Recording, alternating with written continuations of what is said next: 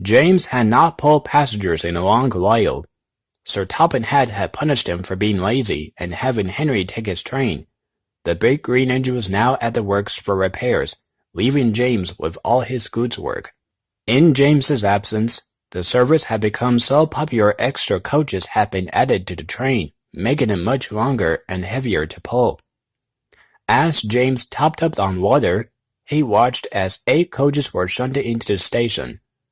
"Blimey," muttered the driver. "Gordon will have his work cut out for him pulling that lot."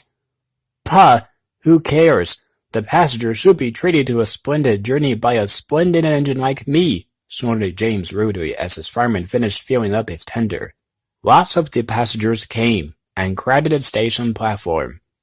James felt very jealous as he watched Gordon glide to a stop in front of the coaches. He looked very grand. "Hello there, Widow James. Still acting like a goods engine, are you? Oh well, I suppose we can't all pull the express," Gordon grinned. James, from his isolated siding, rolled his eyes, but Gordon didn't care. The conductor's whistle blew, and with a sharp whistle, Gordon snorted away. His wheels slipped as he dragged the heavy coaches out of the station. James was about to set off to arrange his train when he noticed something. There, at the back of the train, was a very tired Percy. "What are you doing back there?" asked James sharply. Percy was still trying to catch his breath. At last, he explained about how he had been helping the express start by pushing it. "It's exhausting. I have to do all the heavy work while Gordon gets all the praise." James started laughing, taking Percy off guard. "Ha! Gordon still needs a push to get started. I'd be humiliated if I need a back engine to push behind my train." James chortled away as Percy let off steam crossly. A few days later, Sir Topham came to speak to James in the sheds. James looked a little worried. "I've been very impressed with all your hard work of recent, James. Henry will be returning from the work soon, so how would you like to pull the express again?" "Oh, yes, please, sir," whistled James happily. Sir Topham smiled and tipped his hat to his engine. He turned and stepped into his car. James's crew prepared his fire and set off to the station. He backed onto his coaches, and the passengers boarded the long train. Percy was waiting at the back of the train to help it start, but James was having none of it. "Clear off, little Percy. I don't need a grubby little engine like you spoiling the look of my train." Percy was most offended. He steamed away, muttering under his breath. At last, the conductor blew his whistle, and James responded with a whim, his wheels spinning furiously. "Don't need a back engine, don't need a back engine," he growled, as with one final slip, he got the train into motion, hauling out of the station. Soon James was flying down the line.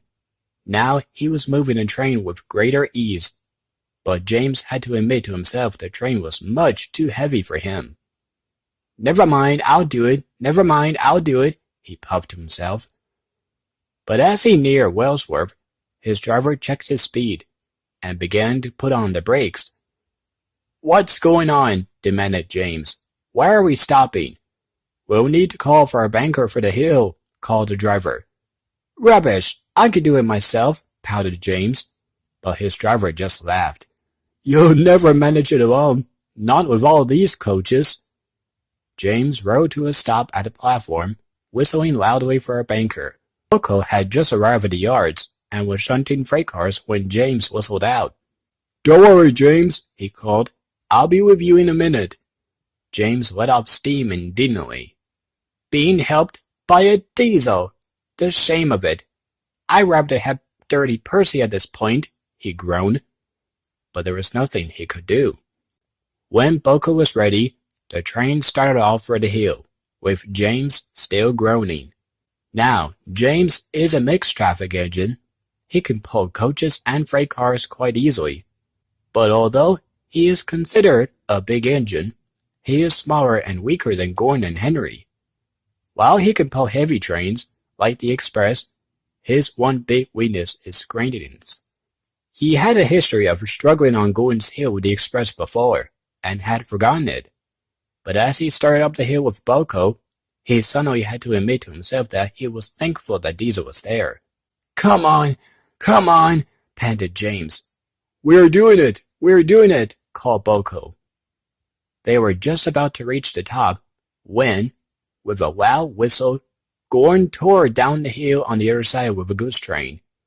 When he saw James being helped by BoCo, he laughed. "Ho ho! Feeling the strain, are we, James?" he called as he passed. James became very angry, too angry that he began slipping violently on the hill.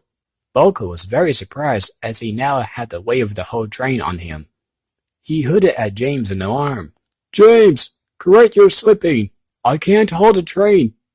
There came a loud snap. The train stalled on the hill as the engine's crew jumped out of the cabs to see what had happened. It didn't take them long to find the problem. James's side rods had broken in half. "Oh, you silly engine! All your slipping damaged your coupler, which caused your side rods to break. You won't be able to take this train any further," scolded the driver. James became flustered and looked shamefaced at his buffers. His driver then spoke to BoCo's driver about taking the train on. "I don't think BoCo has the pulling power to carry on alone, unless—" BoCo's driver had made a plan. Meanwhile, Henry was building up steam in the works. He hadn't suffered much damage and was excited to go home. Then he heard a horn come from the station. He looked over and saw BoCo at the head of the express.